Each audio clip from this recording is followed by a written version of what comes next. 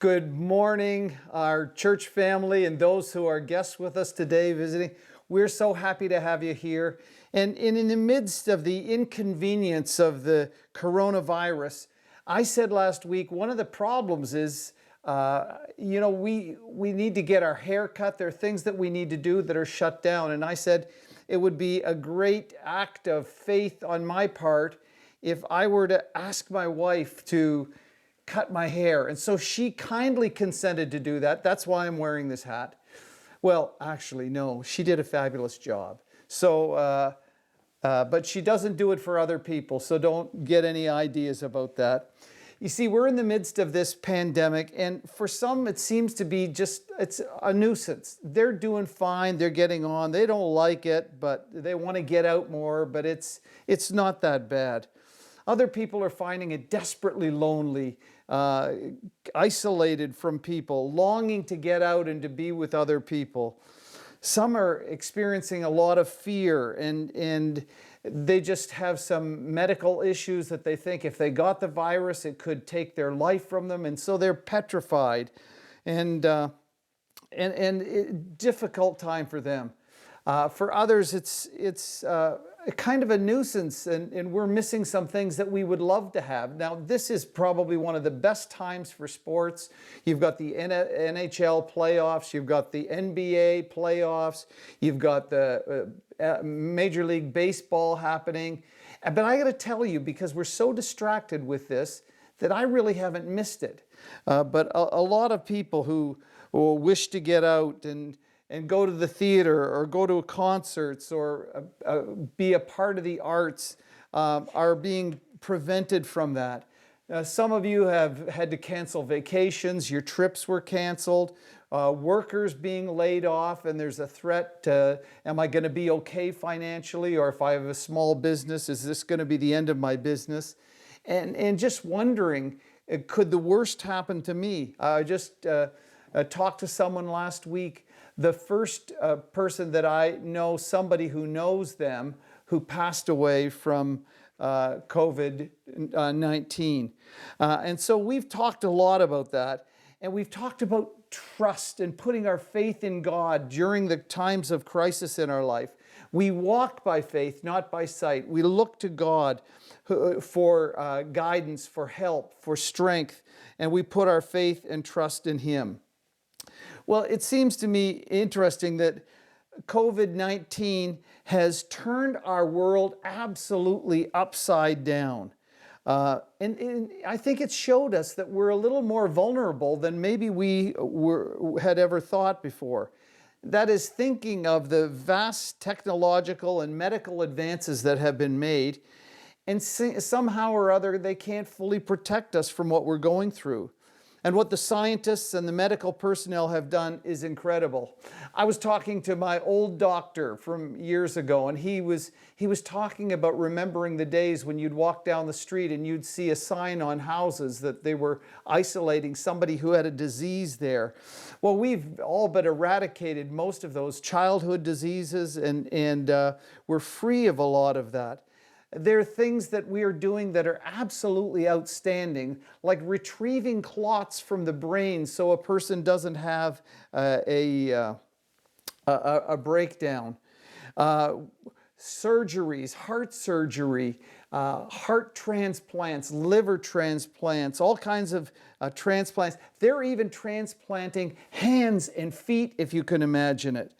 And think of this, we have the kind of technology that we can go into a mother's womb and perform heart surgery on an unborn baby. I mean, it's amazing what we are able to do. And we put a man on the moon. We've looked at the vastness of the universe. And so it seems like this tiny little microscopic virus is something that, well, it shouldn't be able to get us. And against all this kind of scientific prowess and all the experts, they're declaring war. They're using this metaphor that we're in this battle, this war against this disease. And so they want to help us. And so we're applying all of the high-tech stuff that we can. And here's our battle plan. Our battle plan is first to not be within 6 feet of somebody else. So we should be able to move around like that, and they should be away. That's our battle formation, is staying at least 6 foot away. Then we have masks, so we can put on a mask. And we can try and protect ourselves with that. I don't love this thing at all. But the thing that I love the most is this. This is what I love the most. This is our best weapon. Soap. Soap. Can you imagine that? But you're going to be tempted to throw this at something in an act of aggression. You don't do that. You get some water and you wash your hands on all sides, in between your fingers, all the way around, and that's going to win this war for us. It seems that it's kind of crazy in this high-tech world that all of these things can work if they're applied together. And we've been looking and talking about trusting God through the difficult times, but I want to go in a little different direction today as we talk about walking by faith and not by sight. That is, we not only need to walk by faith and trust God in difficult times like we're going through, there also is a time where we need to trust God in prosperity. You heard me right. Prosperity, plenty, wealth, health, security. Prosperity is a wonderful thing, and I think all of us would want to enjoy that. But there's a dangerous downside with prosperity. Most of us, given the chance, would choose prosperity over deprivation, absolutely. But there's an inherent peril that comes with it.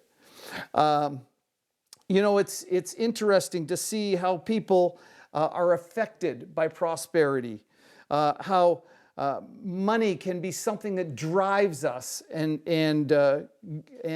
changes even our very values in living. Young people can become very wealthy and they can't handle the fame and the fortune that comes with that kind of prosperity.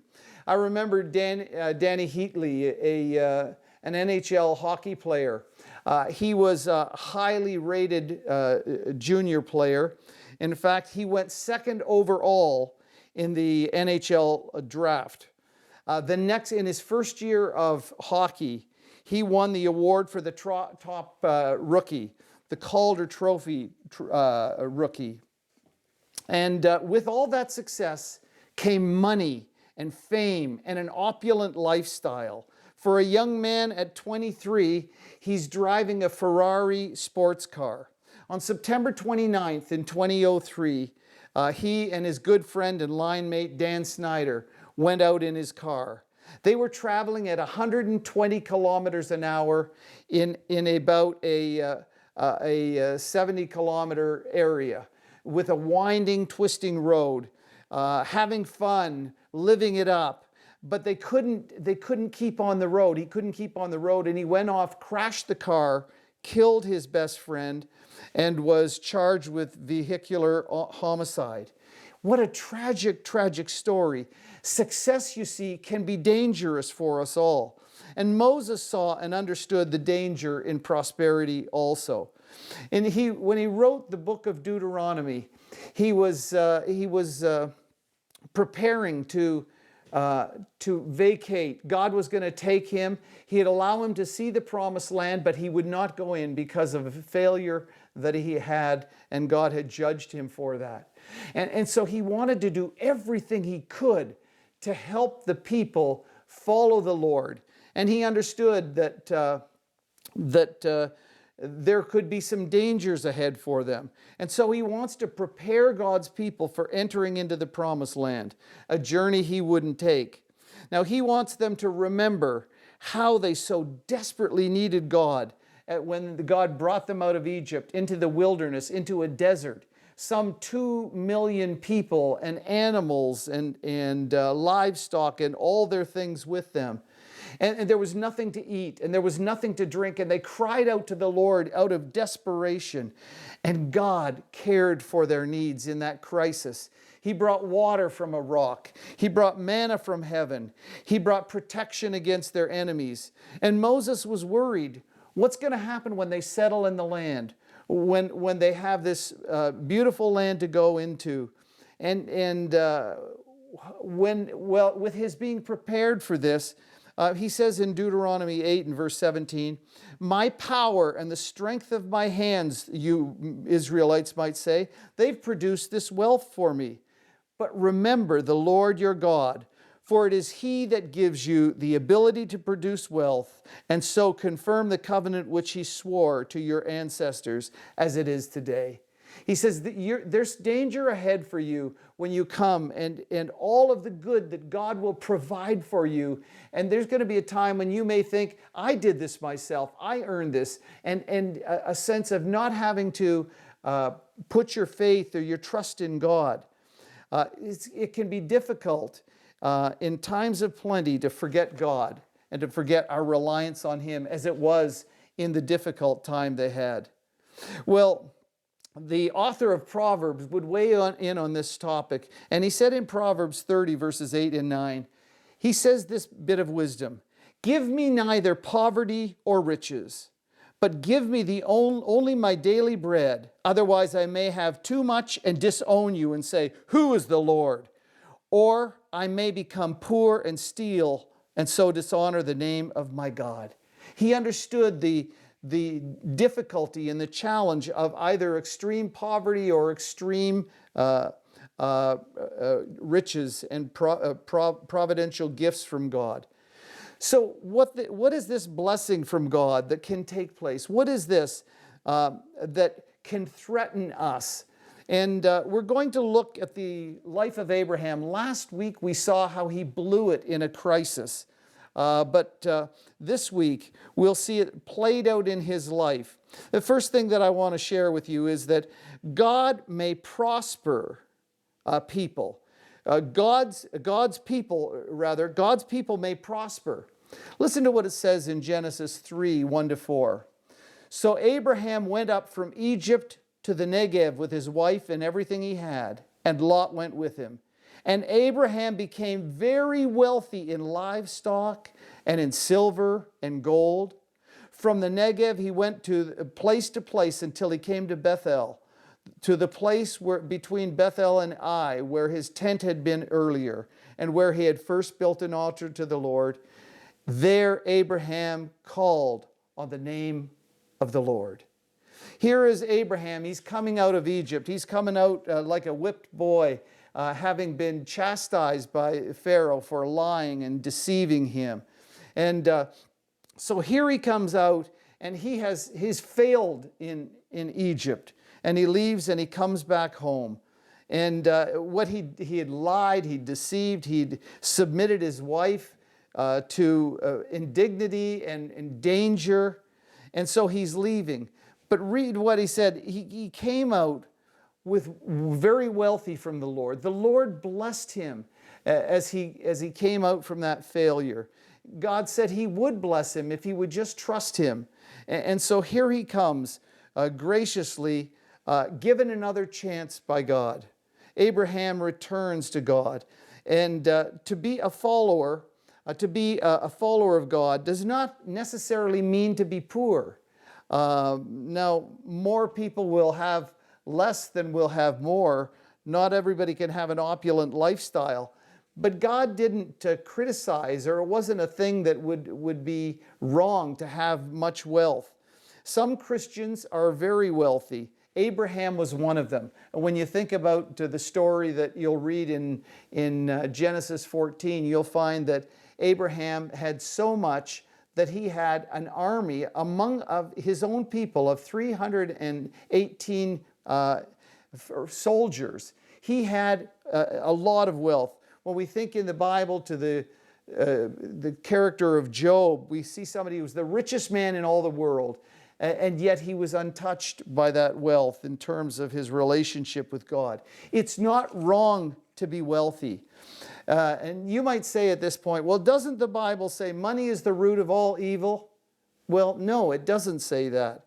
It says in 1 Timothy 6:10, money is the root of all kinds of evil. So money and prosperity can be something that can work against us. Now, some of God's people are going to be wealthy, and God has entrusted to some far more wealth than others, and that can become a snare to them if they don't watch out. Well, secondly, I want to say that prosperity can be dangerous. Not only is it good and can come from God, but there's a dangerous side to prosperity. In Genesis 13:5-8, it says this, "Now Lot, who was moving about with Abram, also had flocks and herds and tents. But the land could not support them while they stayed together, for their possessions were so great they were not able to stay together. And quarreling arose between Abram's herdsmen and the herdsmen of Lot. And the Canaanites and Perizzites were also living in the land at that time." So here we have Abraham absolutely blessed. His son, his nephew Lot was also blessed. He was blessed because of Abraham. God promised to bless Abraham and bless those who would bless him. So being connected to Abraham put him in a very good place. But it caused problems. And now when they went to Egypt, they went because there was nothing to eat. Now they've got all this plenty. They have so much, they don't have the pasture land for everything. God has so richly blessed them. And so he shows them that in that prosperity there can be a challenge. There can be a stress that is caused because now we've got two competing people. There's so much money that it's causing problems. And so he's got to deal with that. It's interesting, quite a number of years ago, I was walking down our street and there was a sidewalk sale, a garage sale, and I saw a book that piqued my interest. And it was a book on people who had won the lottery. And what was interesting to me, it was 50 cents or something, so I bought the book and took it home and was reading it. And they have these cases of all these different people who won the lottery and where are they now and what happened to them. And I was amazed to see how many of those people had terrible problems with being pestered for money, family members, charities. They couldn't go anywhere, that people weren't after them for their money. Relatives wanted money, and if they didn't get what they want, it caused problems with relationships. And it just went from bad to worse. And so many of these people, marriages broke up, families separated, and the number of bankruptcies was incredible to people who got multi-millions of dollars in a lottery and lost it all. We've seen that the same way. Athletes and celebrities who are young and even not so young, but they have a lot. And money can go to people's heads.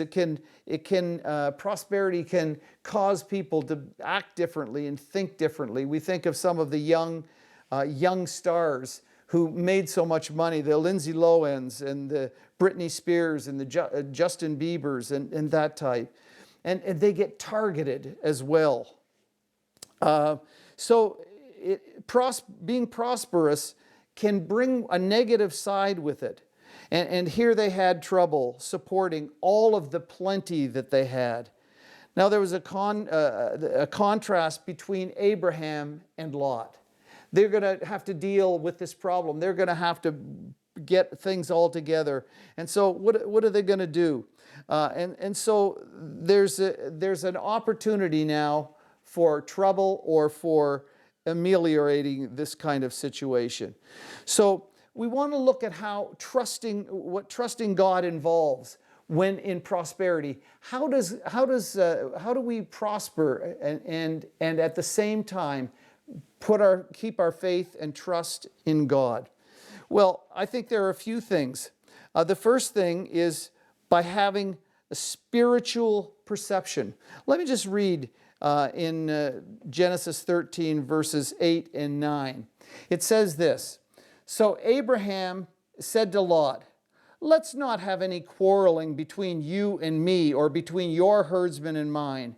For we are brothers. Is not the whole land before you? Let's part company. If you go to the left, I'll go to the right. If you go to the right, I'll go to the left." And so we see, how do you trust God? What's involved in trusting God when you have a lot, when you're blessed?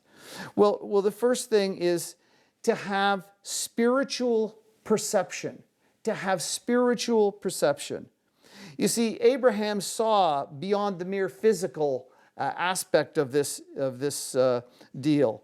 Beyond the land, beyond the money, beyond the herdsmen, he saw that there are deeper issues, spiritual issues, things that can't be conceived and understood by those who are not spiritually driven and have the Spirit of God.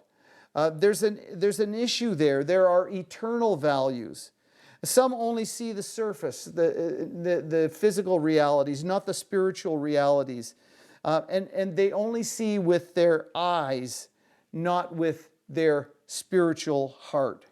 In 1 Corinthians 2 in verse 14, it said, "The man without the Spirit doesn't accept the things of the Spirit of God. They're foolishness to him. He can't understand them because they're spiritually discerned."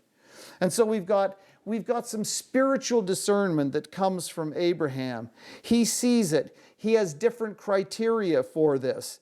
And these unseen realities that are not perceived by the naked eye.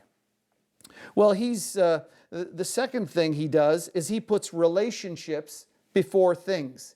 Relationships before things. Abraham didn't want to have any problem with the lot. He didn't want a division in the family. Faith understands priority of people over things. And yet it's so easy to get wrapped up in the things and the stuff and the money and the materialism and put as a secondary the concerns of people. Faith understands those priorities and will trust God for the people. The stuff is secondary. It's interesting, I saw a person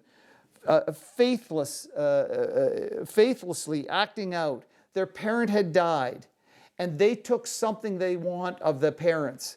And the other members of the family were so upset about that for years and years, nobody even talked. So it was more important for them to get that item than to keep a good relationship with one another, with their family. And that's not how Abraham works. He puts relationships first. He puts peaceful relationship before that. In fact, what he says, what we see in Ephesians 4 and verse 2, "Blessed are the peacemakers," Jesus says, and later Paul would say, "Make every effort to keep the unity of the Spirit in the bond of peace." Keep unified. And so when he trusts God, he's not trusting the spirit, the prosperous things and all kinds of material things. He's putting the relationship first. The Apostle Paul would say in Philippians 2 and verse 3, "Do nothing out of selfish ambition or vain conceit, but in humility consider others better than yourselves. Each should not look on one's own interest, but on the interest of others." Hey, how about you? Do you do that? Do you put relationships first? And then secondly, do you act with deference and generosity? That's exactly what Paul's talking about. That's what Abraham did. Abraham said, "It's before you. I'm gonna defer to you. You choose what you want, Lot. If you want this, if you want to go left, I'll go right. I put you first. I put you before myself." He could do that. Because he trusted God. He trusted God with his future. And that allowed him to be generous and a selfless person, just like God was with him. Well, another thing we find here is the expression of faith is seen in believing God as the source of your well-being, the source of your prosperity. God provides the blessing. We don't provide the blessing. Because God provides it, we can give it away. Because God provides it, we can be generous ourselves. We realize that we're not self-made people, that God has blessed us. And Abraham could look at his life and he could realize that it was God's hand of blessing all the way through that had provided for him. And when you trust yourself, you trust in your craftiness, your business acumen, your hard work, your physical ability, the skills you have, all of those things, you believe you're responsible for your own well-being. It's interesting in 1 Corinthians chapter 4 that the Apostle Paul would say, why do you guys boast in what you have as though you didn't, as though it wasn't gifted to you, as though it wasn't given to you? And sometimes we want to take credit and we don't realize that anything good that has come to us, God has provided for us in that way. And it's a subtle thing, but we begin to believe that we're the sole architect of our prosperity. It's because we really know how to pick stocks. It's because we're hardworking. It's because everything that we do comes back to us. It's us. And we forget about God. And that's exactly what Moses was afraid of. For these practical purposes, it negates God in our life. We don't have room for God. We don't give God the glory. We don't give God the credit. We believe we did it. And so Abraham learned that when you take your eyes off God, when you trust yourself, you're in trouble. And that allowed him to say to Lot, here, the whole land is before you. I don't want a problem. Whatever, you can go wherever you want. I'll take the scraps after you go. Trusting is believing God who blesses and provides for us. Well, let's contrast Abraham's nephew, Lot. Lot, here, this is trusting self. This is what is involved in that. When we trust ourselves, we don't trust God, but we trust ourselves. That's what Lot did. Look at in verses 10 to 13. It says this, Lot looked up and saw that the whole plain of the Jordan was well watered, like the garden of the Lord, like the land of Egypt toward Zoar. This was before the Lord destroyed Sodom and Gomorrah. So Lot chose for himself the whole plain of the Jordan and set out toward the east. The two men parted company. Abraham lived in the land of Canaan, while Lot lived among the cities on the plain, pitched his tents near Sodom. Now the men of Sodom were wicked and were sinning greatly against the Lord. Here now we look at Lot and his motivation and the drive for prosperity in his life. When he looks at it, the first thing we see, he has a human perspective. Abraham had a godly, a spiritual perspective. Lot has a human perspective. He would look at life and the option before him when Abraham said, you go left, I'll go right. He looked at Canaan, and they were in that area that was mountainous, hilly, rocky. It was not great land. And you looked down on the Jordan Valley and you saw this beautiful terrain, this pasture, well-watered valley, and it was a no-brainer. It didn't take a smart person to figure out if you wanted to get ahead, if you wanted to prosper, this land was much, much better. From a human standpoint, that's it.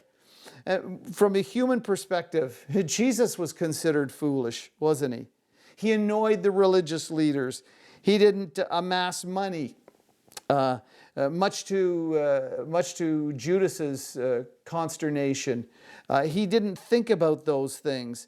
He had a different kind of perspective. And Lot has a merely human perspective. He's operating out of just by sight, not by faith in God.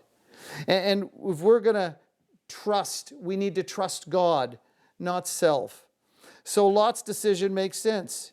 You make the decision, I'll go and I'll take this better land. Well, secondly, trusting in self involves this, putting things before relationships. anything Lot had, he had because of Abraham and God's blessing of Abraham and God's blessing from Abraham to Lot. Abraham was concerned for a right relationship. He prioritized that. For Lot, that was absolutely secondary. He should have said, "Uncle, you've been so kind to me. You take whatever you want, and I'll go." But that's not how it went. He put the relationship secondary. He put things before relationships. And he's walking by sight. He's walking by sight, not by faith. And some of you may have made decisions that have compromised relationships in the past. You felt you were cheated in something. You felt that people took advantage of you, and you were unhappy with that. You didn't like what happened, and you didn't want to reconcile when there were problems, and there was jealousy and bitterness and no forgiveness and no time for family and pursuing all these things. And if you were like Lot, then you would put things before relationships. Oh, that we would see past some of those things that happened to us. Well, another thing that is expressive of the problem that Lot has and his trusting in self, it involves acting out of self-interest. Acting out of self-interest. I want it. It's for me, mine. God is trying to break us from self-centeredness to be open-handed, giving, caring, making us more like Jesus, putting other people first, trusting, and when we trust self, though, we want to make it happen ourselves. We want to grasp whatever we can. And Lot had no regard for Abraham. Gimme, gimme, gimme, it's mine, mine, I'll take all I can get. And that's what the faith work is to do in our life, is to release us from that. Well, secondly, it's believing that you are the source of your blessing. It's when we trust self, we're believing that we are the actual source of our blessing. I'm fully responsible for my own prosperity. I've worked hard. I've worked harder than other people. I studied harder. I put myself in a place to have success. I grabbed the best for myself. I did what I could to get ahead of others. And some of that is involved in stepping on others to get ahead, not trusting God. And some people will wear themselves out to try and get ahead. And they have to trust themselves more and more and more. And they want the glory in the end.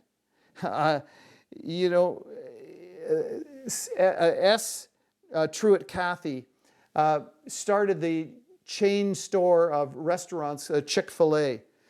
In fact, when he started out, he was a Christian man. He had high ideals and values for his business.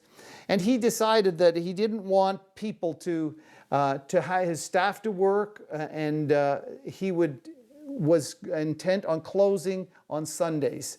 He was going to close the restaurant. The industry said he's crazy, that he will never stay in business. No fast food business can stay in business by closing on Sundays.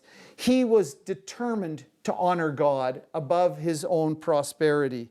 And he donated much money to ministry and charities. And he just went in another direction, trusting God for all of that. Incredible what God has done. Today, Truett Cathy has 2,300 restaurants in the United States. It's incredible. How tragic it would be for him to forget God and leave God. But no, he put his trust in God for going ahead. And when you put yourself first, you put yourself in a very dangerous place. Lot didn't understand what was going on. He didn't know what was right. He didn't have discernment. He's going to what looks like the best through human eyes. But he goes down there, and there's this ominous shadow over there. He went down to the city of the plains and he pitched his tents near Sodom. We know what will happen later to Sodom. It was a wicked place. It was a terrible place to bring up children. It was a place that was sinned greatly, and God would wipe them out and eradicate them from the face of the earth. He put himself and his family in a very dangerous place. And just as we look sometimes for a good business proposition or something, we look at it merely in human eyes. We can be selling our souls. We can be selling out our family. All we see is what can come back to us and not beyond that. And we don't see the danger for our children and for us as we move in certain directions. Well, prosperity can be a test of what it means to trust God. Are we going to trust God, or are we going to trust ourselves? Abraham decided even in prosperity he would honor God, and Lot prospered. He made some very foolish decisions. Well, finally, trusting God can bring approval and blessing from God. When we let God know that we want to honor Him, that we want to live for Him, when we say to Him, everything I have you gave me, you have blessed me, I don't own this, it's a stewardship given to you by me, to me by you. It's a wonderful thing. God loves that, and God can bless us in that. Sometimes when we follow God, we trust Him, we've got to go counter to what seems to be best, what seems to be right, what people are telling us to do. Won't always go with what God wants for us. And we can feel like a loser, or people can make us feel like losers when we're trusting in God. But let me read the last verses of Genesis 13 with you, beginning at verse 14. They've now separated. Lot's gone his way, Abraham's gone his way. And we read this. The Lord said to Abram, after Lot parted from him, lift up your eyes where you are and look north and south, east and west.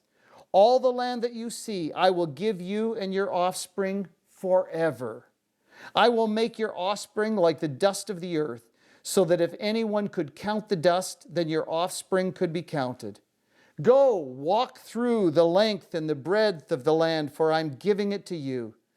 So Abraham moved his tent and went to live near the great trees of Mamre at Hebron, where he built an altar to the Lord.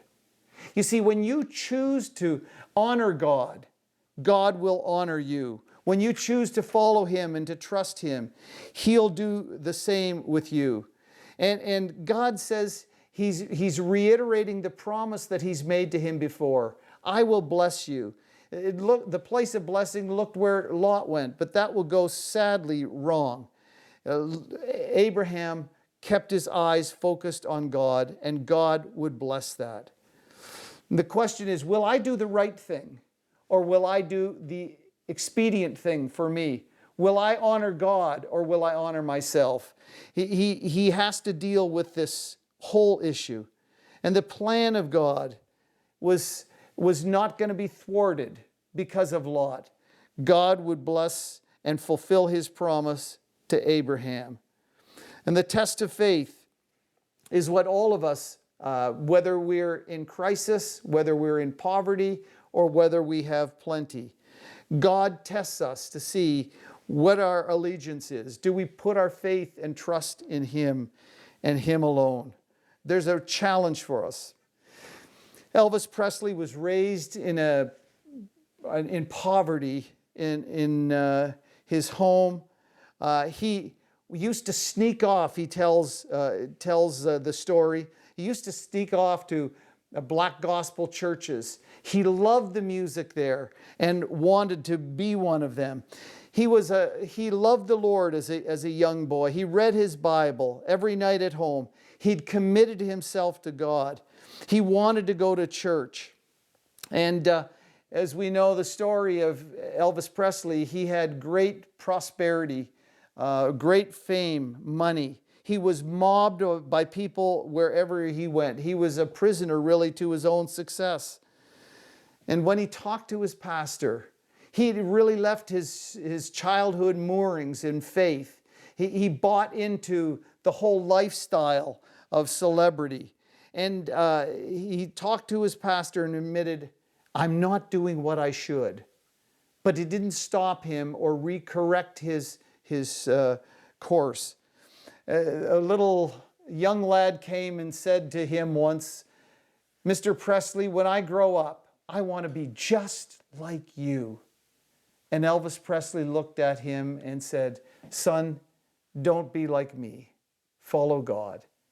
Friends, we're going to find some challenges in life where God is going to test us, and our trust in Him is going to be measured by will we believe Him and follow Him even in prosperity, or are we going to succumb to our own fleshly desires? My prayer is for us that we would honor God with all of our heart and all of our life, and all the prosperity that God gives us. We would acknowledge that it comes from His good hand, and we're just receiving from Him, and that we would honor Him with all of our life. Let's pray. Father, we thank You for Your goodness and Your kindness. You've poured out on us so much, and we are so grateful for all that You have done for us. Lord, help us to never lose sight that what we have from You. If we have any kind of success, if we have any kind of prosperity, if things are going well for us, I pray that we would acknowledge that that has come from You, and we give You the honor, we give You the praise, we give You the credit. Father, I pray that You'd help us to walk faithfully with You in no matter what situation we're in. Father, help us to honor Jesus and please Him by what we do. In Jesus' name we pray. Amen.